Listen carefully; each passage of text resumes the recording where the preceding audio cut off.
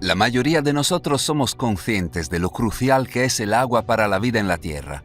El cuerpo humano es casi 2/3 de agua. Puede funcionar durante muchas semanas sin alimentos, pero morirá después de unos pocos días sin agua. Pero es más que eso. Inhala profundamente.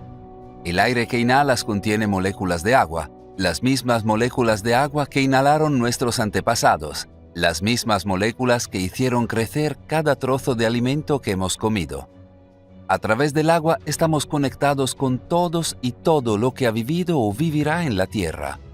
Sin embargo, si el agua es una de las sustancias más distintivas e importantes de la Tierra, también es una de las más misteriosas. En los tiempos modernos, algunos estudios científicos sugieren que el agua podría ser mucho más de lo que ya sabemos que es.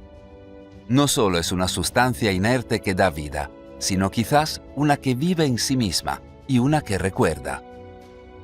A mediados de la década de 1980, Jacques Benveniste estaba en medio de una sólida, aunque no espectacular, carrera como inmunólogo, habiendo ascendido al puesto de director senior en el Instituto Nacional de Salud e Investigación Médica de Francia, donde pasó sus días estudiando alergias e inflamación.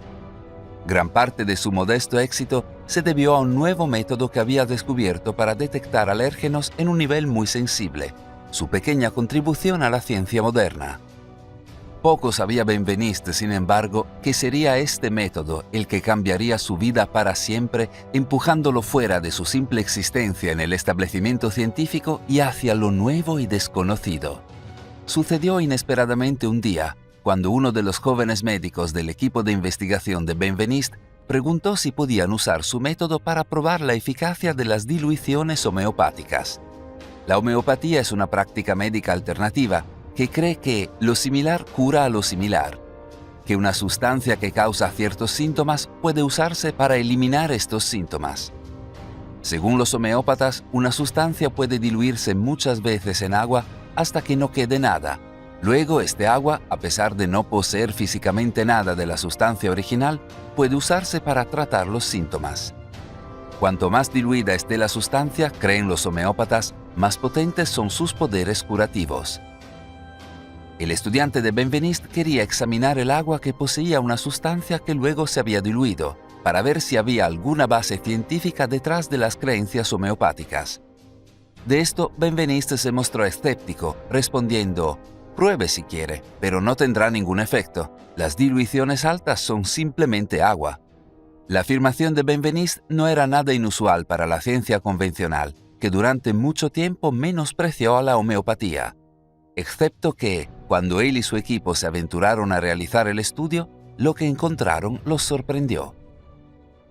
Primero, diluyeron una sustancia que causó una reacción alérgica, muchas veces en agua hasta que no quedaron moléculas de la sustancia. Cuando luego agregaron este agua a las células vivas, todavía provocó una reacción alérgica, como si la sustancia alergénica todavía estuviera presente. ¿Cómo podría ser esto posible? Era como si el agua hubiera retenido de alguna manera el recuerdo del alérgeno con el que había estado en contacto anteriormente. Benveniste estaba estupefacto, incapaz de proporcionar ninguna explicación teórica para el efecto. En sus palabras, fue como sacudir las llaves de tu auto en el Sena de París y luego descubrir que el agua sacada de la desembocadura del río encendería tu auto. Denominó al efecto misterioso memoria del agua y se dio cuenta de que, si lo que había encontrado era cierto, reescribiría por completo las leyes de la química y física. Entonces hizo lo que cualquier científico haría cuando se le presenta un descubrimiento asombroso e inexplicable. Compiló sus resultados en un trabajo de investigación y lo envió a la prestigiosa revista científica Nature para su publicación. Expondría su descubrimiento a científicos de todo el mundo. Fue esta presentación la que resultó en lo que la BBC llamó más tarde uno de los trabajos de investigación más polémicos jamás publicados. Al recibir el trabajo, el consejo editorial de Nature se preocupó. Simplemente no podían creer que los resultados de Benveniste fueran correctos, ya que si lo fueran, irían en contra de las leyes científicas establecidas que la Junta conocía y entendía. Más que nada, la Junta Directiva quería rechazar la publicación del estudio por completo, Sin embargo, no pudieron encontrar ningún error metodológico obvio en el trabajo, ni resquicios que los libraran de la responsabilidad y les permitieran rechazar el trabajo por motivos objetivos. Durante más de 2 años, fueron de un lado a otro buscando una salida, hasta que finalmente, a regañadientes, aceptaron publicar el trabajo de Benveniste en 1988. Sin embargo, su acuerdo estaba sujeto a 2 advertencias evidentes. En primer lugar, la publicación del estudio estaría acompañada de una nota escrita por el editor en jefe de Nature que advierte a los lectores que un artículo en la edición de esta semana describe observaciones para las que no existe una base física actual, antes de advertir que hay buenas y particulares razones por las que la gente prudente debería, por el momento, suspender su juicio y describir vigorosamente algunas de las leyes fundamentales de la ciencia que la obra de Benveniste violaría. Además, Maddox daría el paso sin precedentes de hacer que Benveniste aceptara rehacer el experimento bajo la supervisión de un equipo formado por Nature para verificar la calidad. Fue cuando apareció este equipo que las cosas empezaron a ponerse muy raras. En lugar de científicos, Nature envió a un mago profesional llamado James Randi y a un desacreditador profesional de fraudes científicos, Walter Stewart, para supervisar el experimento. Serían conocidos como los cazafantasmas. Esto era particularmente inusual, considerando que un principio fundamental del método científico es la objetividad. Se supone que los científicos no entran en un estudio buscando resultados específicos, pero Nature había enviado a hombres cuyo trabajo era desacreditar, para entrar en el estudio buscando resultados específicos y contrarios. Como era de esperar, dado que este era su trabajo, esto fue lo que hicieron. Al principio, las repeticiones del experimento parecían confirmar los resultados iniciales de Benveniste, pero cuando fallaron los ensayos posteriores, los cazafantasmas se apresuraron a publicar la conclusión de que los resultados originales no eran reproducibles. La teoría de la memoria del agua de Benveniste, afirmaron altivamente los cazafantasmas, era tan innecesaria como fantasiosa. El mago profesional James Randi dio el golpe de gracia cuando comparó el trabajo de Benveniste con afirmaciones de haber visto un unicornio, cuando todo lo que había visto era una cabra. Naturalmente, y tal vez con razón, Benveniste estaba furioso con el proceso, afirmando que él y su equipo habían sido tratados como criminales, que la supuesta supervisión de Nature se parecía más a la caza de brujas de Salem o a los juicios al estilo McCarthy. A pesar de sus protestas, la ciencia dominante pronto empezó a referirse al trabajo de Benveniste como ese experimento ampliamente desacreditado. Hoy incluso Wikipedia nos dice que la memoria del agua no es algo que merezca una consideración seria. Ignorando la cuestión de cuán ampliamente puede ser desacreditado algo por magos y cazafantasmas, que ellos mismos admitieron que bien podríamos habernos visto incapaces de entender el trabajo del laboratorio, el hecho es que, desde los años 80, el concepto de memoria del agua ha sido seriamente considerado por numerosos científicos de todo el mundo, y lo que han encontrado va mucho más allá del trabajo de Benveniste. En 1983, un científico francés llamado Luc Montagnier hizo un descubrimiento que aseguró que su nombre quedara grabado para siempre en los libros de historia. Usando sus habilidades especializadas con retrovirus, Montagnier descubrió el virus de la inmunodeficiencia humana, VIH, que conduce a la enfermedad del SIDA. Fue un punto de inflexión en la crisis del SIDA que hizo posible desarrollar pruebas de diagnósticos y tratamientos para la enfermedad y salvar millones de vidas. En consecuencia, Montagnier recibió el Premio Nobel por su descubrimiento. Muchos podrían preguntarse, ¿qué puede hacer una persona después de alcanzar la cima de su profesión? Para Montagnier, la respuesta era seguir trabajando, seguir buscando su próximo gran descubrimiento. Durante más de 2 décadas trabajó, hasta que finalmente en 2009 llegó el gran avance que estaba esperando. Ese año, Montagnier publicó un artículo en el que afirmaba que había sido capaz de detectar ondas electromagnéticas emitidas por el ADN en una muestra de agua, incluso después de que las secuencias de ADN se hubieran diluido, como si el agua de alguna manera estuviera recordando el ADN. Se trataba de un ganador del Premio Nobel que afirmaba algo que se parecía mucho a la obra tan difamada de Jacques Benveniste 20 años antes. Al igual que Benveniste, Montagné fue ampliamente criticado por la comunidad científica convencional cuando se publicaron sus resultados. Sin embargo, con un premio Nobel en el bolsillo, no se dejó intimidar. Siguió trabajando y los resultados fueron aún más increíbles. En 2011, Montagné descubrió que una muestra de agua altamente diluida que poseía las ondas electromagnéticas de las secuencias de ADN que se habían diluido podía transmitir la información a un segundo tubo de muestra que contenía solo agua purificada. Al someter la muestra de agua purificada a las ondas electromagnéticas emitidas por el ADN, que se encontraba en la primera muestra diluida, y luego iniciar la reacción en cadena de la polimerasa, las secuencias de ADN podrían replicarse con una precisión del 98-100%. Parecía como si el agua diluida no solo mantuviera la memoria de las secuencias de ADN, sino que fuera capaz de transferir la memoria a otra agua. Pero había más. Montagné y su equipo descubrieron que podían incluso transmitir las señales electromagnéticas del ADN de forma digital entre ordenadores a través de Internet y replicar el ADN en agua totalmente nueva en laboratorios distantes. Enviaban un archivo de audio al otro lado del mundo a otro equipo de investigación, que luego reproducía el archivo de audio en un tubo de agua purificada y utilizaba la reacción en cadena de la polimerasa para hacer una copia del ADN original. Cabe señalar que no todos se burlaron del trabajo de Montagné. De hecho, algunos incluso sugirieron que este era el avance que podría conducir al descubrimiento de vida extraterrestre.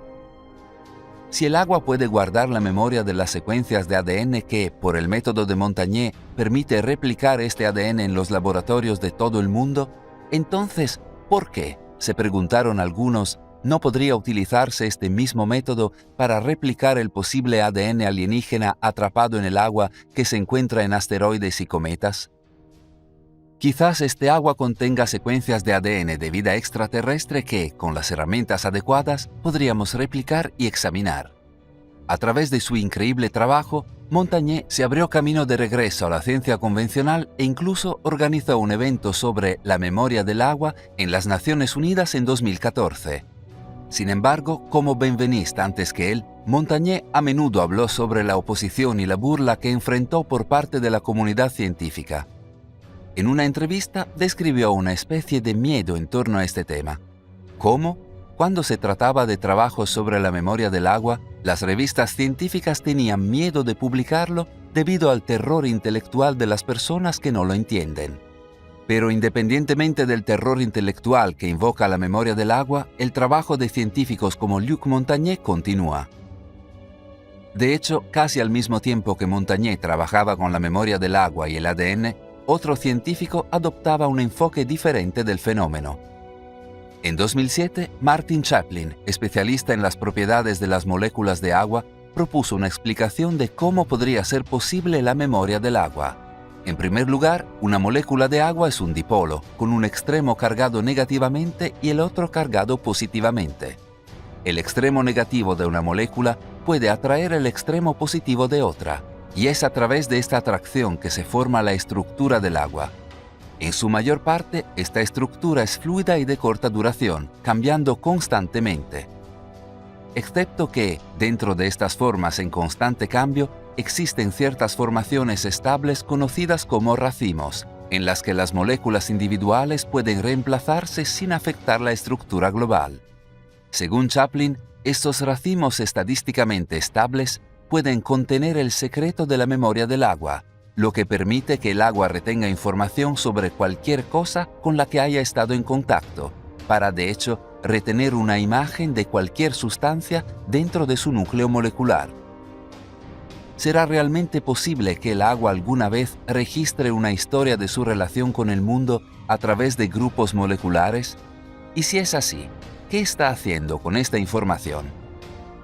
Algunos científicos han dado una respuesta. Masaru Emoto fue un empresario japonés, científico y escritor que saltó a la fama en la década de 1990, tras desarrollar un método para congelar muestras de agua y fotografiar las formas cristalinas resultantes, mediante análisis de resonancia magnética y fotografía de alta velocidad. Usando este método, Emoto llevó a cabo un estudio extraordinario y de gran alcance sobre el agua, cuyos resultados se publicaron en el bestseller de New York Times de 2004, Los mensajes ocultos del agua. En el estudio, Emoto y su equipo de investigación expusieron diferentes muestras de agua a diferentes intenciones humanas, a través de pensamientos y palabras, y luego fotografiaron los cristales producidos por cada muestra. Sorprendentemente, el agua que había sido expuesta a la intención positiva, amorosa y compasiva, formó hermosos cristales, mientras que la intención negativa, enojada y temerosa, produjo formaciones desagradables. Por supuesto, lo bello y lo desagradable son subjetivos, así que míralo por ti mismo. El cristal para amor y gratitud, para me das asco, para eterno, para paz, para maldad, para gracias. Era como si el agua tomara la positividad para hacer algo hermoso y convirtiera la negatividad en algo feo. Emoto y su equipo continuaron su estudio, exponiendo muestras de agua a diferentes pensamientos y palabras habladas, a palabras escritas en papel presionando contra un recipiente de agua, incluso a música. Observa el cristal formado por el agua que había escuchado la Sinfonía número 40 de Mozart y compáralo con el cristal formado por la música heavy metal. Eventualmente, Emoto llegó a una conclusión que era a la vez simple y profunda. Afirmó que se pueden obtener cambios positivos en los cristales de agua a través del aprecio y el amor, a través de oraciones y palabras de agradecimiento, a través de música hermosa. En 2006, Emoto buscó mostrar esto a gran escala. Ese año pidió a miles de personas de todo Tokio que enviaran muestras de agua con intención positiva en una sala protegida electromagnéticamente en su laboratorio. En otros lugares mantuvo otras muestras de agua de la misma fuente, que servirían como control y no estarían sujetas a las intenciones de las personas. Luego fotografió los cristales producidos por cada muestra antes de pedirle a un panel independiente de 100 jueces que calificaran los cristales resultantes en función de su atractivo. Como era de esperar, el agua que había recibido las intenciones positivas recibió puntajes mucho más altos por sus cristales. ¿Cómo podría ser esto posible? El agua parecía no solo recordar, sino cambiar físicamente en función de aquello con lo que interactuaba, aunque esa interacción fuera a través de pensamientos y oraciones intangibles. De ser cierto, esto cambiaría todo lo que sabemos sobre el agua, e incluso sobre nuestro mundo. Como dijo Emoto, el agua es el espejo que puede mostrarnos lo que no podemos ver. Es el plano de nuestra realidad, que puede cambiar con un solo pensamiento positivo. Todo lo que se necesita es fe, si estás abierto a ella. Como era de esperar, el trabajo de Emoto fue rápidamente descartado por la ciencia convencional. Sin embargo, al mismo tiempo que Emoto estudiaba sus cristales, otro científico del otro lado del mundo realizaba su propio estudio similar sobre la memoria del agua, con resultados igualmente sorprendentes. En el Instituto de Estática y Dinámica para Construcciones Aeroespaciales de la Universidad de Stuttgart, en Alemania, un científico llamado Bernd Kröplin instruyó a un grupo de estudiantes para obtener una gota de agua de la misma fuente al mismo tiempo. Luego, la estructura interna de cada gota individual se examinó bajo un microscopio. Increíblemente, cada gota creó su propio patrón único, a pesar de provenir de la misma fuente. Era como si el agua hubiera absorbido y recordado algo de cada estudiante individual y cambiara a sí misma en consecuencia. Kröplin y su equipo fueron más allá, poniendo diferentes especies de flores en diferentes muestras de agua de la misma fuente. Nuevamente, las gotas obtenidas de cada muestra produjeron patrones totalmente diferentes dependiendo de la flor. Los investigadores no pudieron obtener suficiente, repitiendo el experimento una y otra vez con diferentes entradas, exponiendo agua a música, ultrasonido, incluso la radiación de microondas de un teléfono celular. Cada vez, el agua de la misma fuente produjo patrones diferentes dependiendo del tratamiento. Realmente parecía que el agua recordaba y cambiaba en función de lo que entraba en contacto con ella. Aquí se debe hacer la pregunta: Si el agua realmente toma información de todo lo que entra en contacto con ella y se modifica en consecuencia, entonces, ¿qué significan estos cambios para el agua misma y para la salud de los seres humanos y nuestro planeta? Victor Schauberger nació el 30 de junio de 1885 en el pequeño pueblo austríaco de Holzschlag, hijo de una larga estirpe de maestros forestales que se remonta a muchas generaciones. Como tal, Schauberger creció como un hijo del bosque, pasando a menudo muchos días en el bosque con su padre. Allí desarrolló una aguda observación de la naturaleza y en particular del flujo y el comportamiento del agua. Era conocido por sentarse en soledad y contemplar el sonido de un arroyo durante muchas horas seguidas sin aburrirse. A muchos le parecía que el joven Schauberger tenía algún tipo de conexión con el bosque que otros no tenían. Quizás esto no fue una sorpresa. Como él mismo lo expresó, desde mi más tierna infancia, mi mayor ambición fue convertirme en un guardabosques como mi padre, abuelo, bisabuelo y su padre antes que él. Cuando llegó a la edad universitaria, su padre quería que fuera a la universidad en Viena y se convirtiera en arboricultor como sus hermanos. Pero Schauberger creía que los maestros en las aulas solo distorsionarían su visión de la naturaleza, que el mejor maestro sobre el bosque era el bosque mismo. Entonces, en cambio, obtuvo su certificación como guardabosques y emprendió un aprendizaje con un guardabosques mayor. Recibió su primer trabajo en solitario en 1920, a la edad de 25 años, supervisando un enorme bosque para un príncipe alemán. Fue en ese momento cuando Schauberger mostró cuán especial era realmente su conexión con el bosque.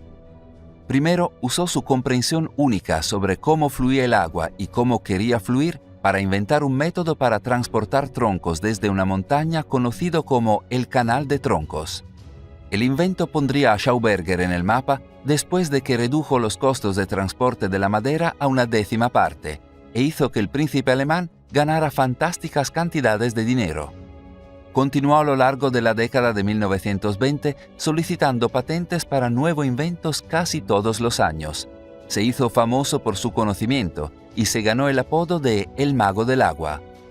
Pero a pesar de todo su trabajo y toda la reputación que logró con él, un momento siempre se destacó para Schauberger, una experiencia que llegaría a moldear totalmente su visión de la naturaleza y del mundo.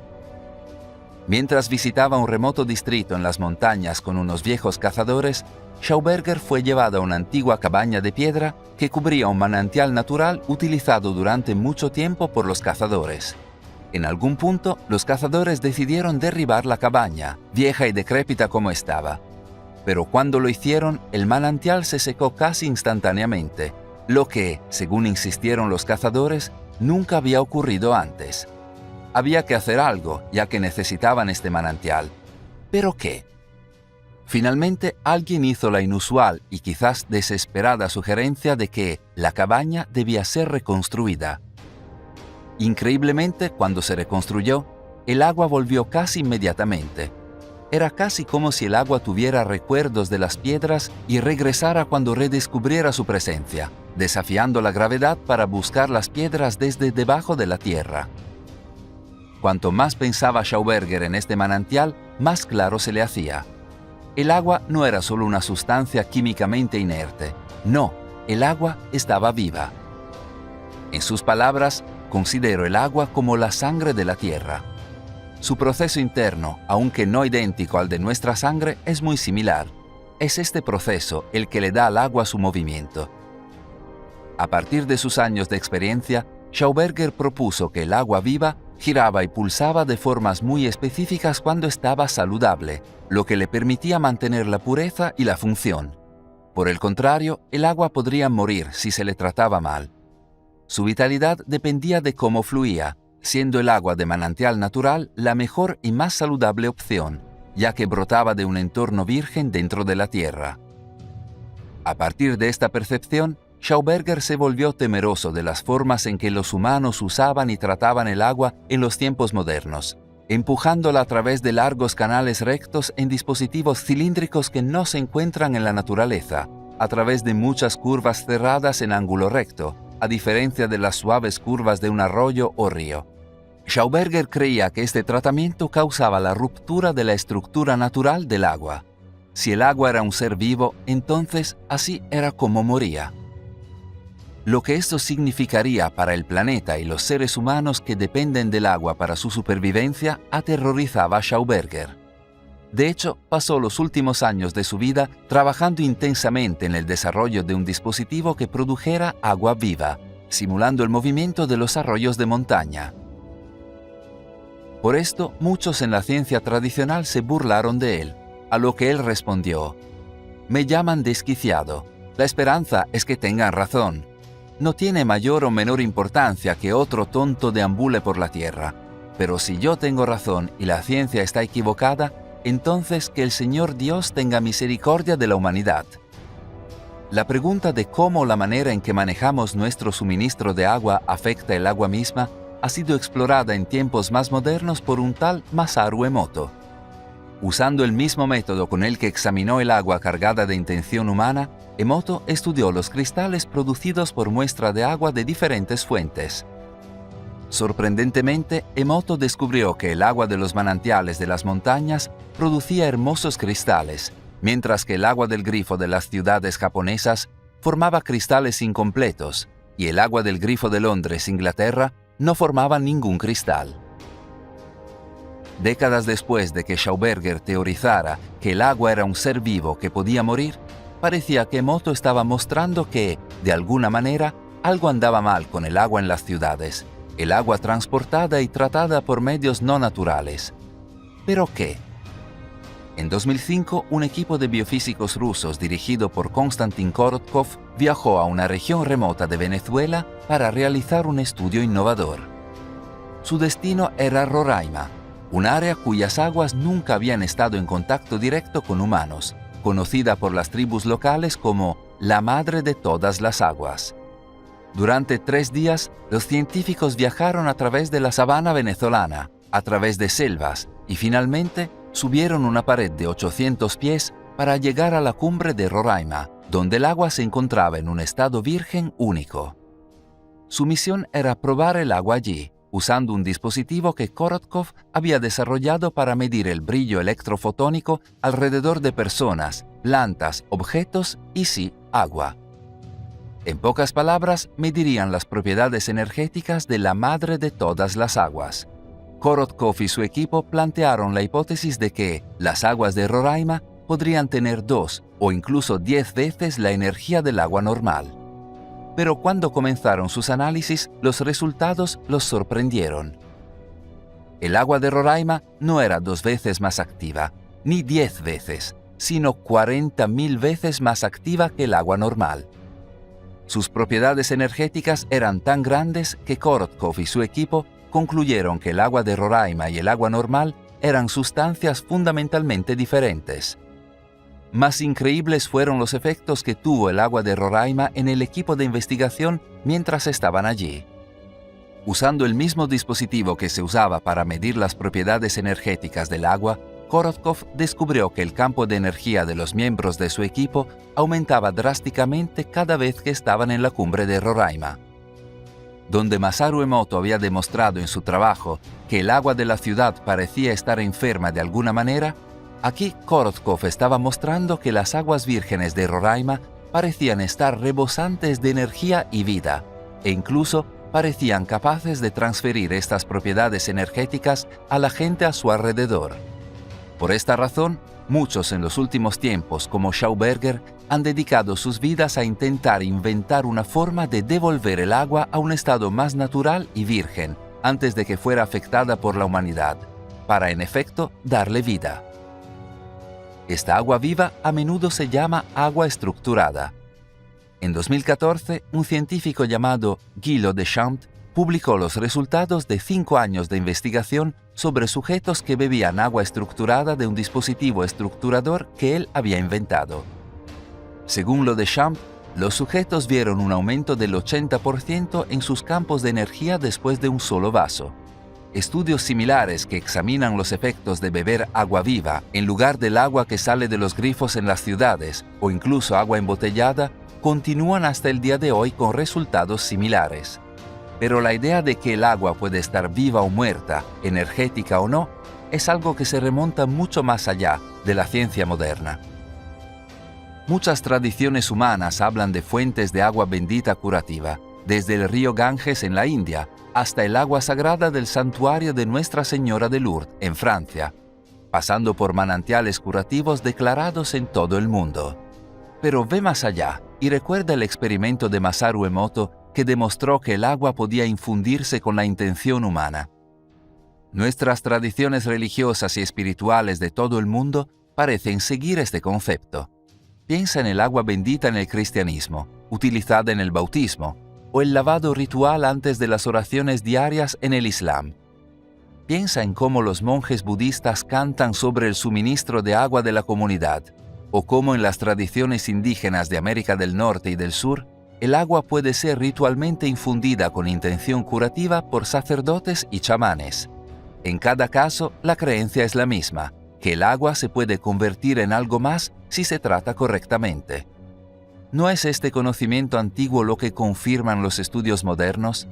De hecho, tanto Korotkov como Emoto estudiaron directamente la conexión espiritual.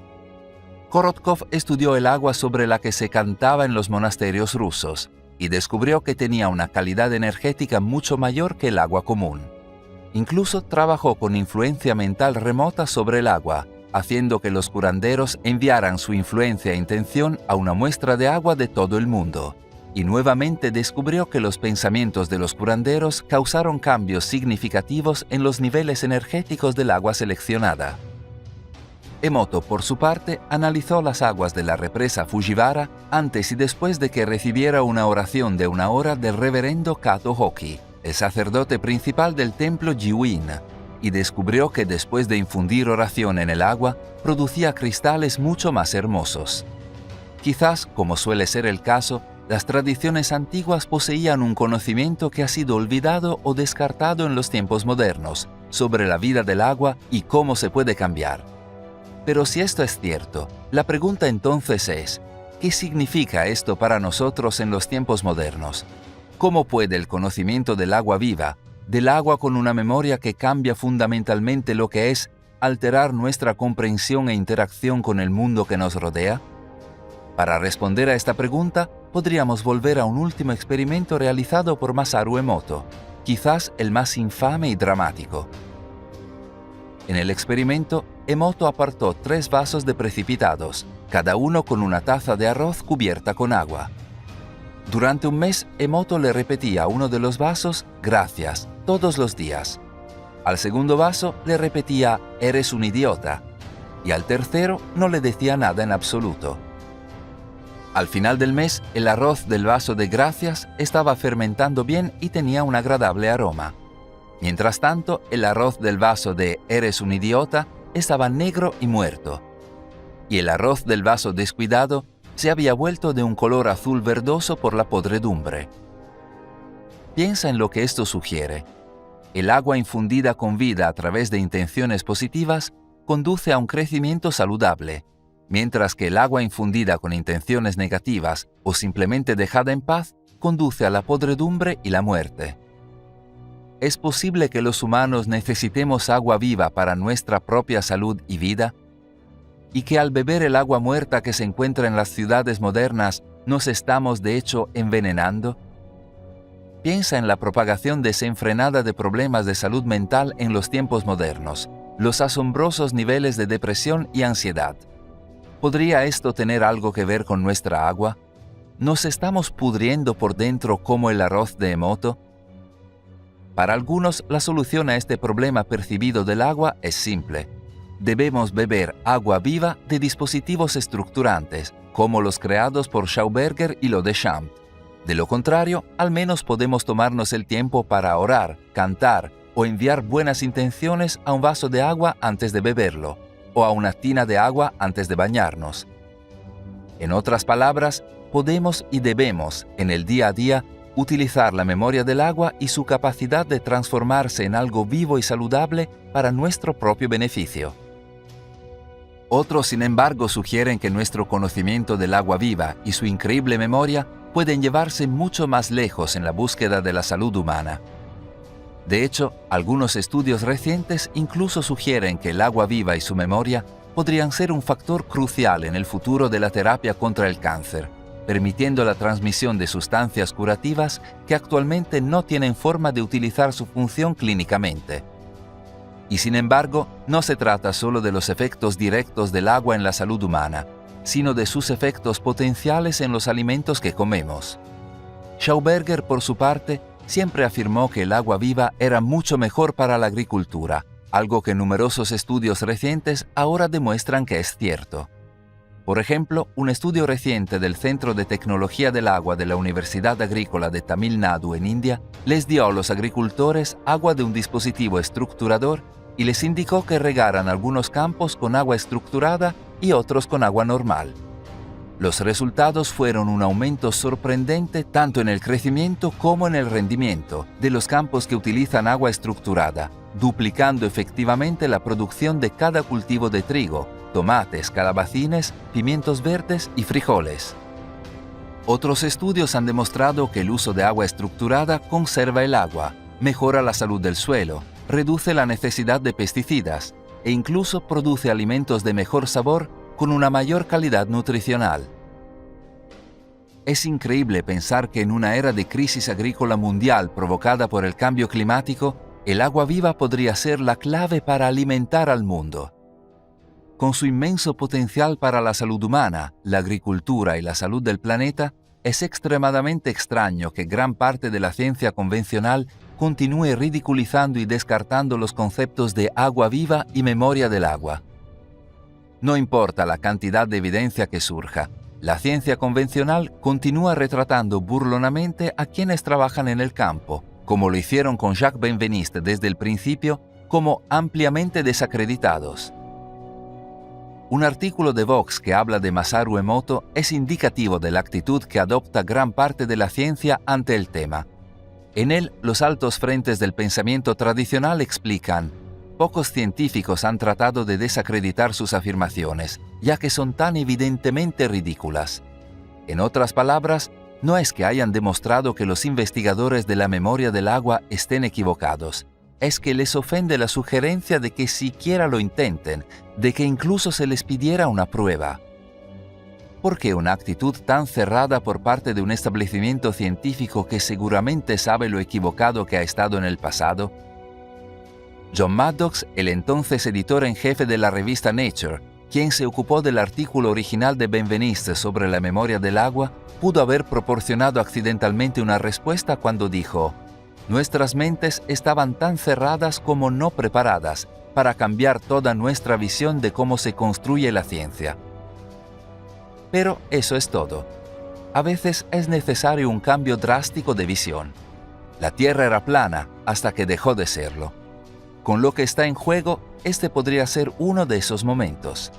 Como dice el refrán, a veces la herejía de hoy se convierte en la verdad de mañana. Gracias por vernos. Si te ha gustado el vídeo, haz clic en el botón me gusta. Y si eres nuevo, presiona suscríbete y la campana a continuación para recibir notificaciones futuras.